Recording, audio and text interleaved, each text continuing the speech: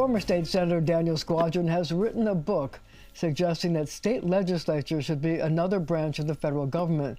But one of his most tantalizing arguments has to do with urging people to back inspiring young candidates who can throw the old guys out. Did he have a crystal ball or something? So I'd like to read you, proof that I actually read your book, something on page 189, where you say, if you want to support an inspiring candidate, I recommend a 28-year-old against a 30-year incumbent in a Democratic primary in a safe district. Seriously? You predicted this months ago? Well, I wish I could claim I was some great seer. I was really talking about my own first race, which was in 2008 against a 30-year incumbent when I was remember that. 28 years old. And the point I'm making there is actually one that I think we forget too much, especially in this moment, which is what's happening in primaries is important in terms of where the party's at, and certainly 75 to 80% of politicians are elected that way. But it's very different than the question of which party, which ideological movement is in control in the country. That 25 to 30% or 20 to 25% of districts is a very different kind of thing. Primaries and general elections are apples and oranges, or even apples and carburetors. I guess my question is this. You were able to take out a 30-year incumbent. That showed a certain level of voter dissatisfaction in what was going on in your district, which at that time was like Lower Manhattan and Brooklyn around the water.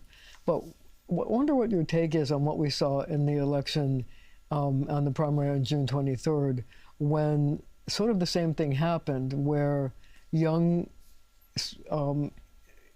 inspiring, to use your word, inspiring candidates were able to defeat two sitting congressmen and to replace a congresswoman who was retiring who had picked somebody else. So is it the same thing, tapping into dissatisfaction about what's going on in the country or the district? It was actually pretty rare back in 2008, certainly on the Albany side, but that's changed. You know, it's not actually a new story that the most progressive or most populist candidate is winning the primaries in New York. I'm old enough to remember an election that I didn't win citywide in 2013, but Bill de Blasio, the progressive populist in that race, winning. And so, you know, it's been quite a while where being more populist and more progressive in New York City primary elections is a good strategy. The fact that incumbency means less than it used to, I think, speaks to how much easier it is to build movements and moments from scratch. But it's not really a new thing. But do you think it has to do with social media and the ability to reach a lot of people in a fairly inexpensive way by just posting? I think that helps. It's a way to get from zero to something in a way that really was very, very hard before. I mean, I remember the slog of trying to get known with mornings and afternoons and doors and phone calls. That can happen if you take off on social media and if you're part of a movement, like many of these candidates were, that is lifted by a very popular and easy to and well-communicating mayor. See, I do want to talk about you, but I also want to get your take on, you know, why this happened, and is it something, when you talk about a progressive in a primary, is it something where people in a primary go more to the left, and then in the general election they go more to the right? And will there be the Republicans be able to capitalize on what happened in this past election in order to make some points in the midterms coming November? Look, there's no question that primaries in both parties, and we've seen this through the spring in the Republican Party too, are creating outcomes that in many general elections could lead to a boogeyman creation by the other party. But that's also always true. I think the mistake is when those of us who are looking at what's happening in this country, looking at the danger to competitive elections that I believe our president poses in the country, not confusing the two. You know, I have Sidney Batch, the North Carolina minority leader, in the book, talking about the fact that when you have so much partisan sorting in election districts, you end up with this kind of encouraging to play to the base. That can be helpful. In New York, the base is clearly right now in the driver's seat, but it's also true that we need a broader coalition than just the base. if we're going to preserve competitive elections in the country. So I just have one more question about that. You know, the candidates that Mayor Mamdani backed were in districts where he ran very strong. So his natural base was there. So the question is, was the election results a result of the fact that there was a natural base, a natural group of people who would turn out for his candidates, but is it translatable across the city, or is it just those specific districts that he could do well because there was a big turnout? Well, I'd say two things. One is it's here in the middle of the summer, and we're already talking about who's won. That's a reminder, these are primaries, which are what decide it in New York. I used to say that if I was dead and in prison, I would still win my general election, re-election in Lower Manhattan and Brooklyn.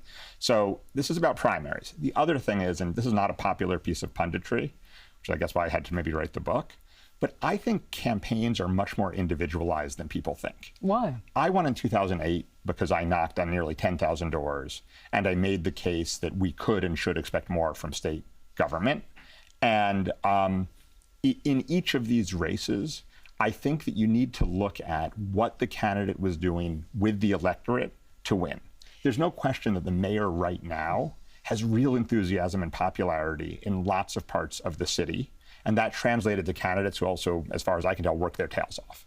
But so, you know, door knocking seemed to help Mayor Mamdani and may have helped in this race. But in your book, you argue that it might be better to have somebody who isn't volunteering to knock on doors, but rather volunteering to raise money. So, because you say money is action. So what is it? Is it both?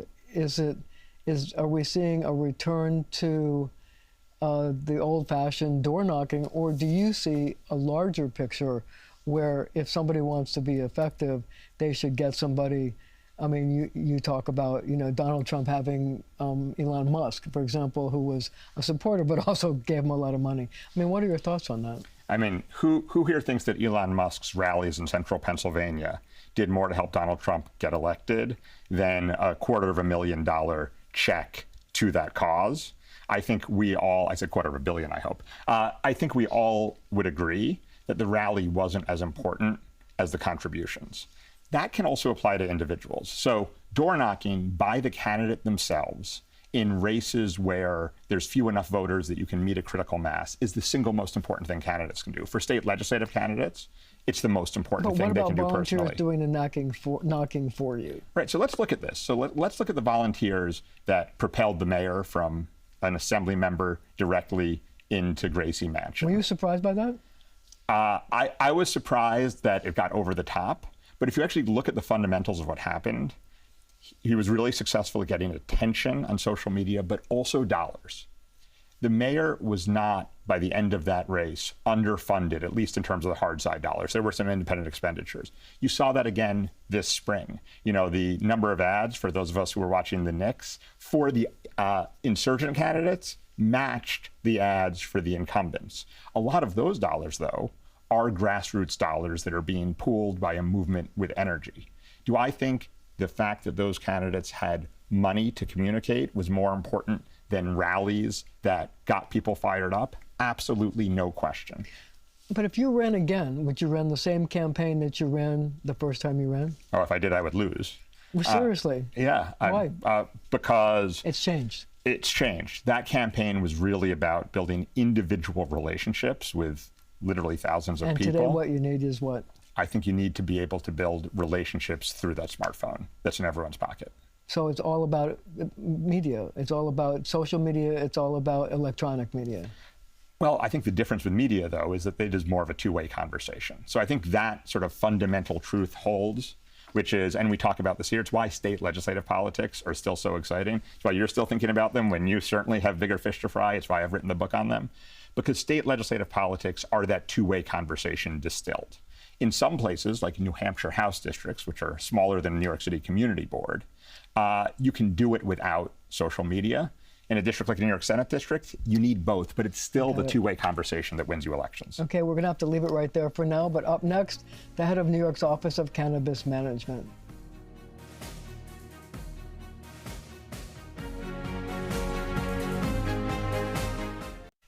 We are back with former State Senator Daniel Squadron, who has written this amazing book. It's called The Fourth Branch. And what he argues is that state legislatures should be a center of power that should be equal to the judiciary, the legislative branch, and the executive branch. Why?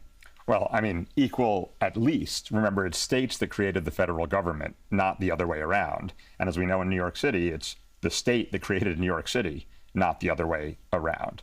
Look, so that's one of the reasons. States have in our constitutional system enormous authority that can't be centralized by the president. And we have a president today who's especially interested in centralizing power.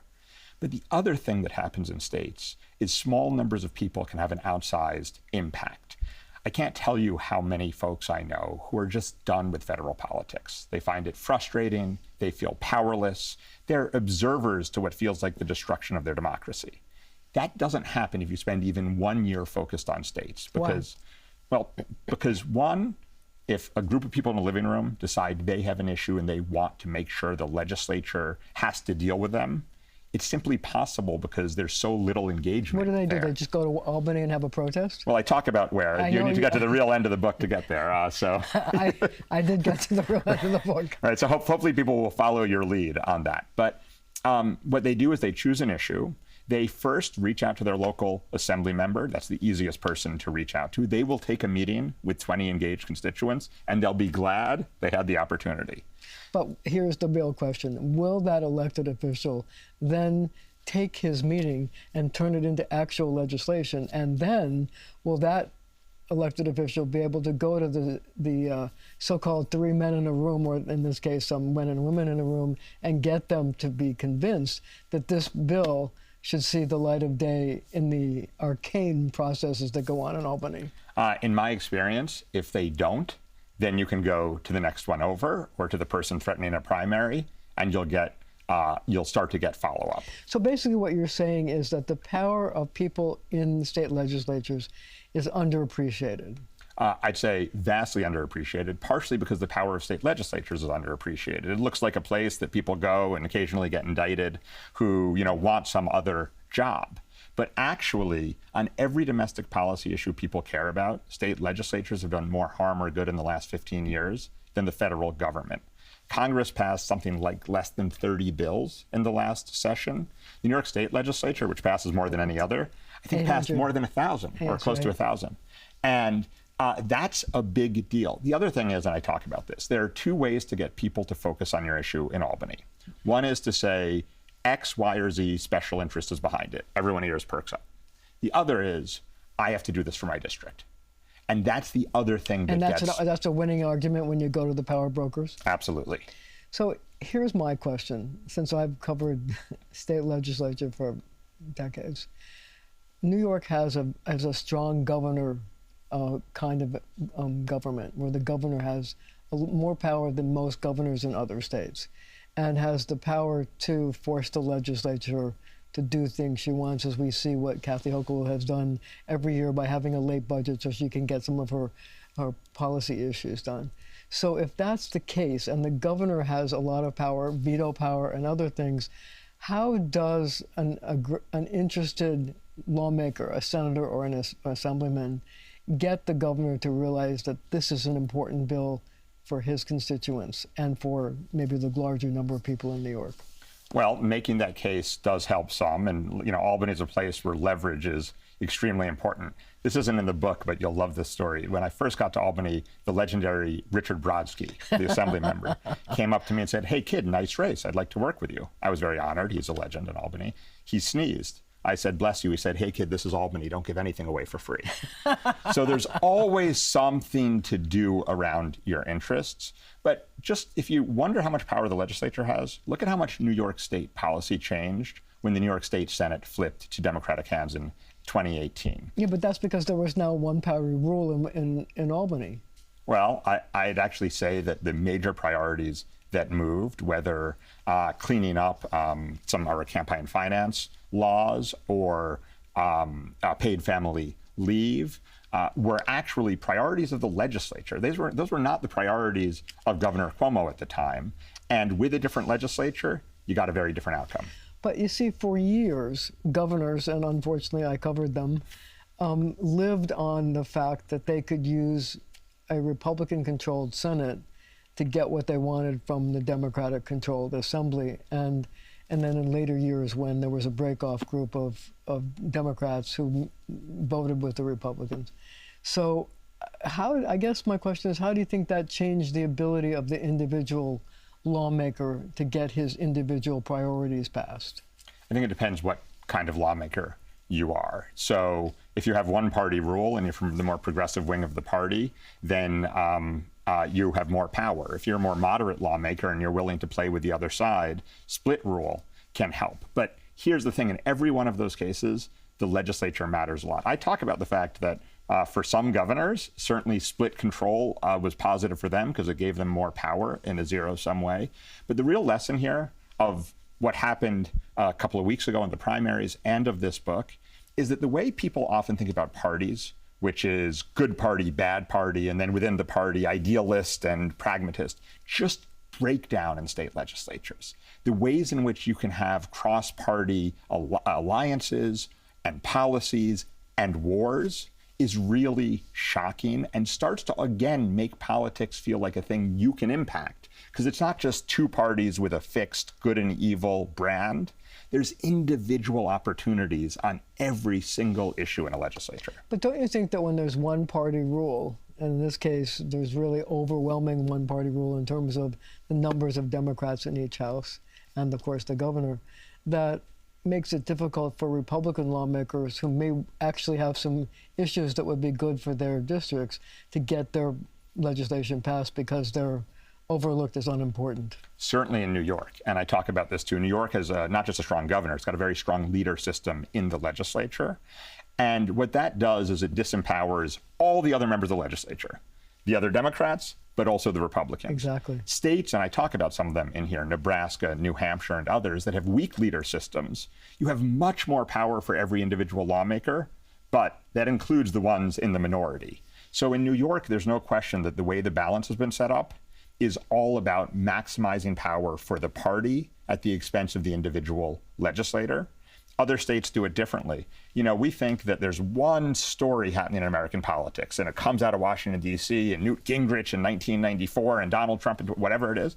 Actually 51 different stories in American politics, because there's that federal one, but there are 50 states. And in there, you can find opportunities you never otherwise would have imagined.